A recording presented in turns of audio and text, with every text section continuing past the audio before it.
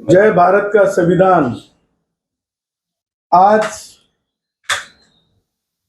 ह्या पत्रकार परिषदेमध्ये आपलं स्वागत करत असताना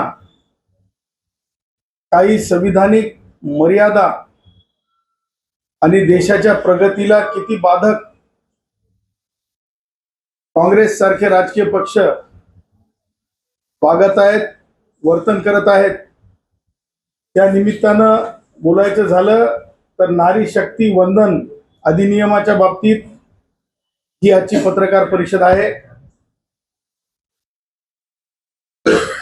कालचं जे बिल होतं, कालच्या बिलाला झालेला काँग्रेसांकडून किंबहुना त्यांच्यासारख्या वैचारिक दिवाळखोर पक्षांकडून झालेला विरोध, हे दोन गोष्टी लक्षात आणून देतं या देशाच्या भूमीवर एक भारतरत्न डॉक्टर बाबासाहेब आंबेडकर यांच्या हयातीमध्ये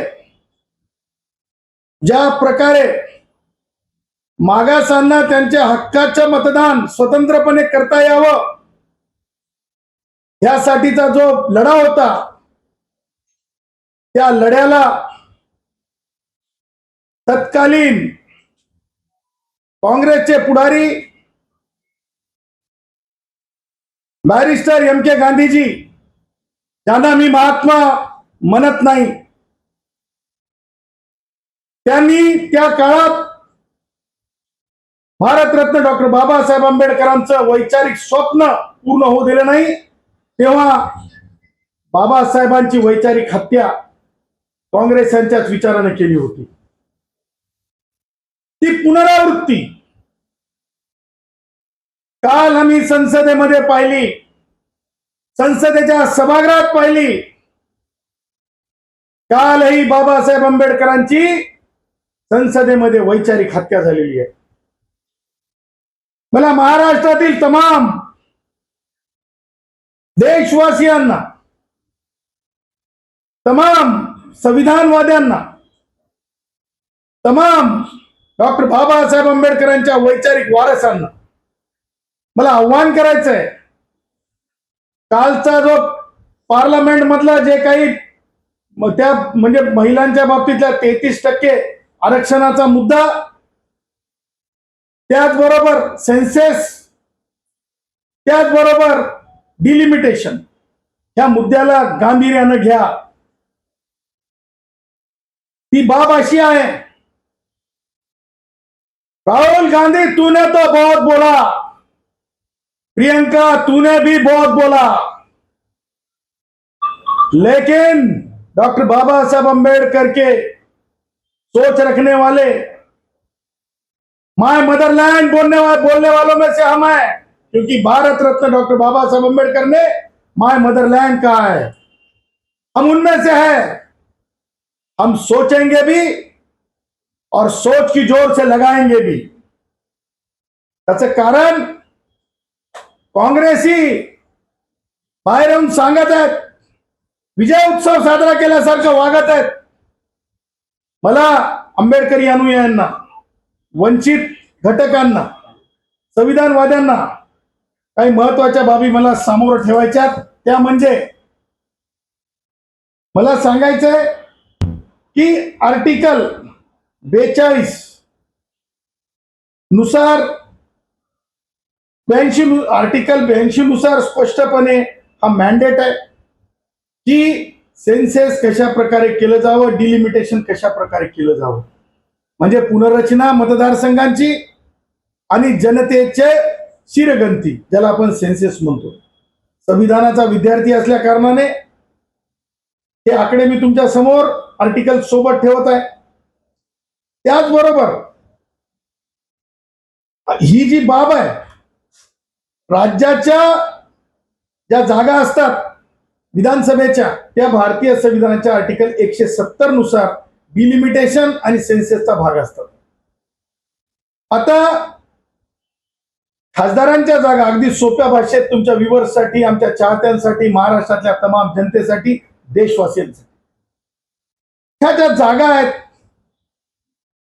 कालचं जर बिल पास झालं असतं तर त्या जागांची संख्या काय झाली असती, तर पार्लमेंट मधल्या जागांची स्ट्रेंथ जी आहे ती 816 पर्यंत पोहोचली असते. आणि त्याच्यापैकी महाराष्ट्रामध्ये 48च्या 72 जागा झाल्या असत्या. 48 ज्या जागा आहेत त्या आज महाराष्ट्रामध्ये लोकसभेच्या आहेत, त्या 72 जागा झाल्या असत्या. महाराष्ट्रामध्ये आज आरक्षणाच्या जागा किती आहेत, तर 8 जागा आहेत. अनुसूचित जातीचे खासदार, अनुसूचित जमातीचे खासदार, त्या खासदारांमध्ये वाढ झाली असती. आणि म्हणून म्हणजे आता 5 जागा आहेत तर त्या 8 झाल्या असत्या.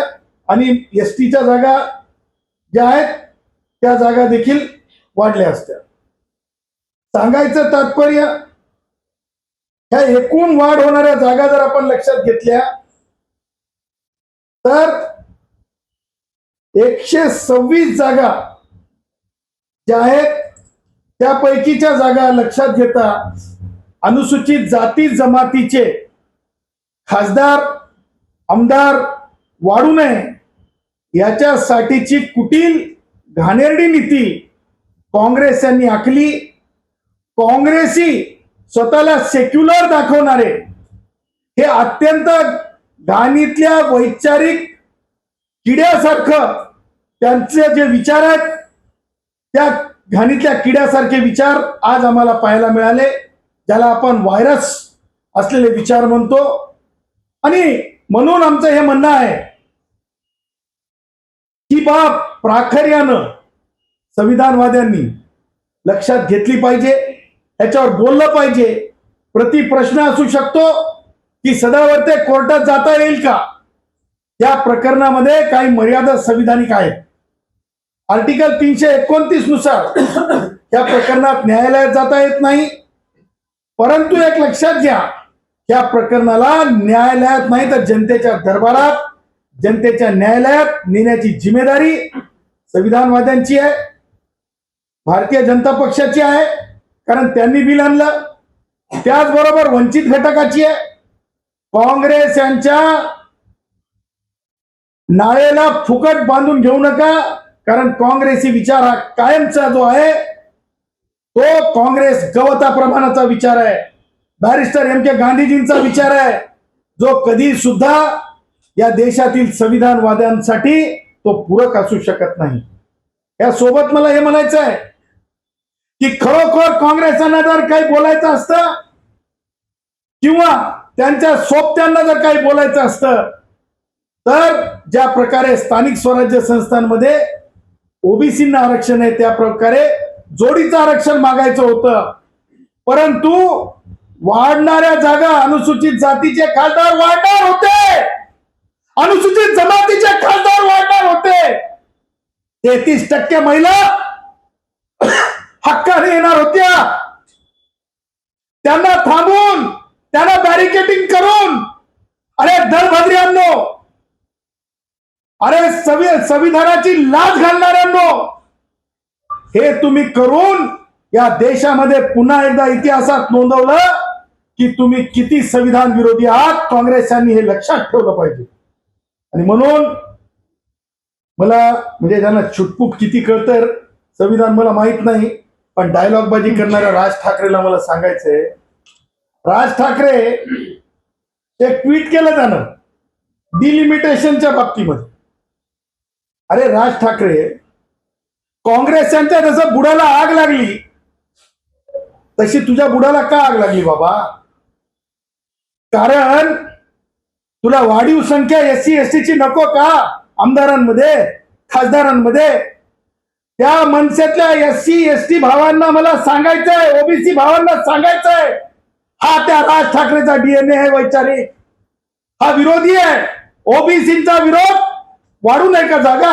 एससी एसटीचे खासदार आमदार जास्त होऊ नयेत का?